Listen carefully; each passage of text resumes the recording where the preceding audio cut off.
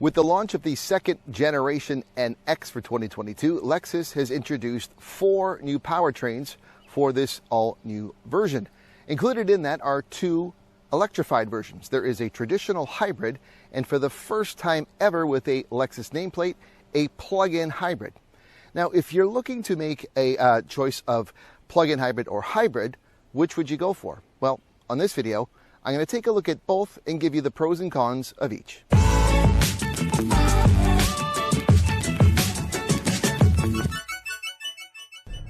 In comparing both the hybrid with the plug-in hybrid here in the NX, there are really 3 main differences to look at. You've got your powertrain and output, of course. You have your efficiency, and you also have price. Everything else is pretty much, it's the same vehicle in terms of dimensions and cargo. Obviously, the new interface. I've actually done a full NX review of the 2022, the new generation model. That's when I drove the hybrid back in April. And if you want to take a look at that, please look at the full review, because I'm not going to be redundant in comparing things I've already done. So please check that out if you're looking for a full review, and then come back to this for the differences themselves. With respect to powertrain and options, obviously with the hybrid you have your 4-cylinder output, but with the powertrain here in the plug-in hybrid, you've got the 2-liter as well as a battery system that offers EV driving only.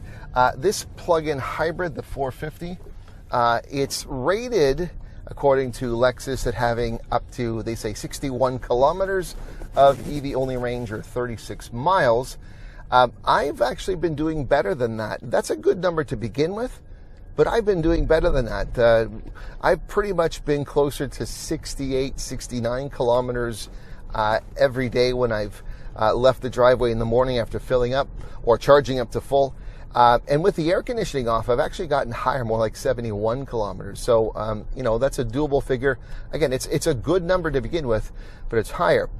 With the output overall, though, the total combined output in the hybrid system is 239 net horsepower, whereas here in the plug-in hybrid, we are looking at 302 net horsepower. So you're getting a more powerful vehicle overall, and that is generally one of the advantages of having an EV powertrain to go with it.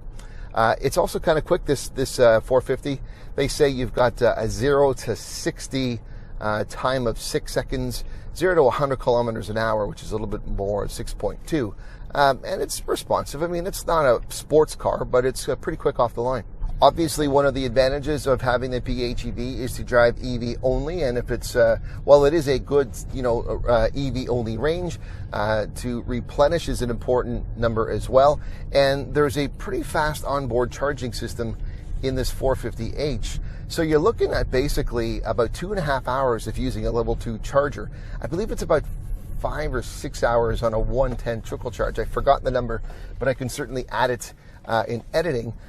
So that's an important figure as well. I mean, if you're going to be using the EV, it won't take long to replenish again if you have a level 2 charger access. Now, to compare efficiency between the two, it's a little bit trickier because it's not an absolute even plane, given that the 450, the plug-in hybrid, is also drawing from a battery. So, but nonetheless, we'll give you comparative ratings. With the hybrid powertrain, you're looking at a combined fuel economy rating of 6 liters per 100 kilometers. That works out to 39 US miles per gallon.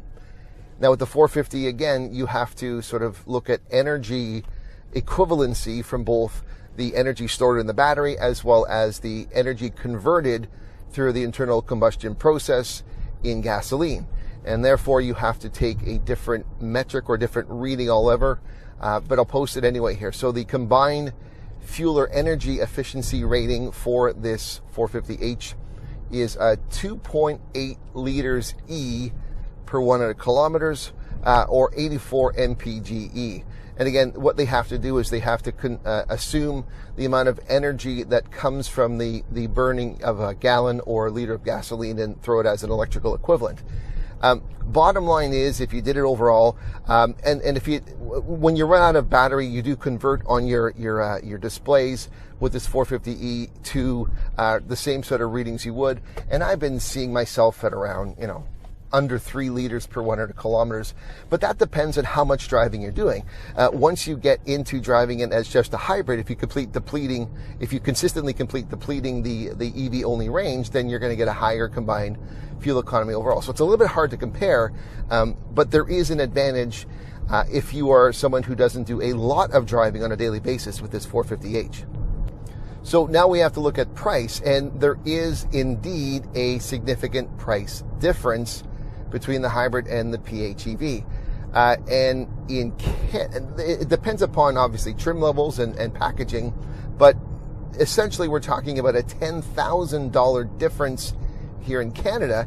In the US, it's even higher. You're looking at $14,000.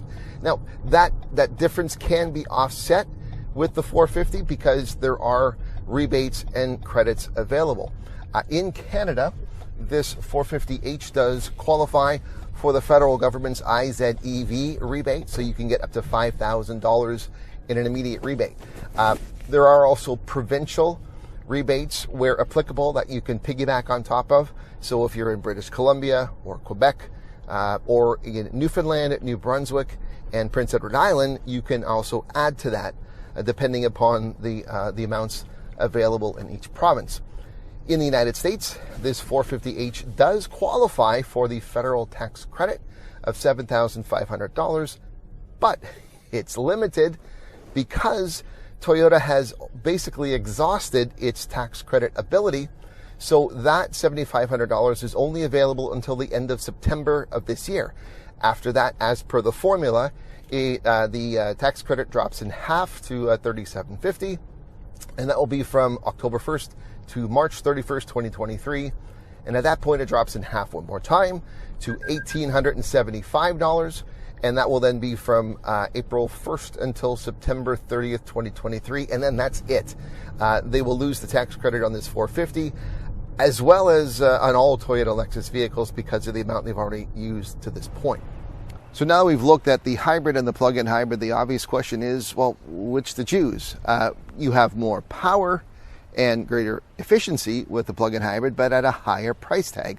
So the answer to that is, which is the right choice? I guess it all depends. It depends on you. It depends on what kind of driver you are and what kind of driving you typically would do with these vehicles.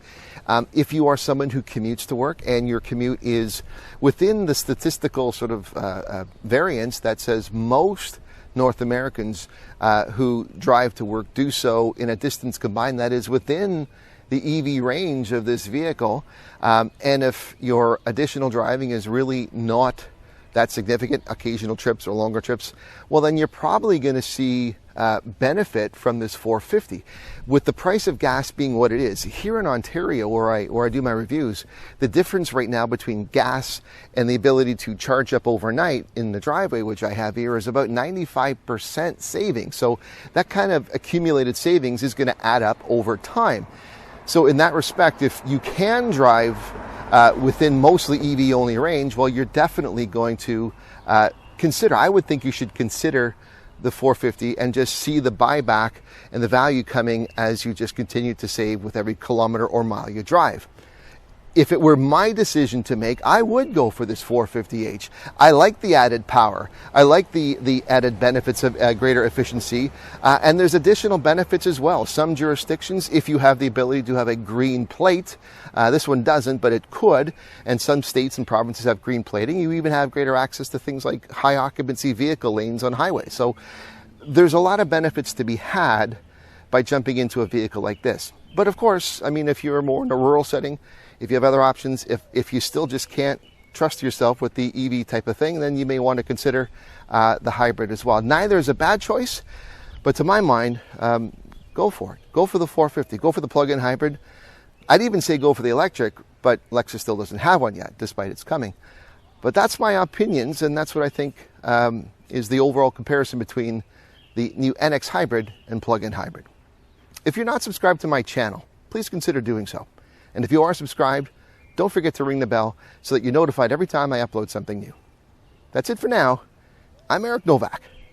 Thanks for watching.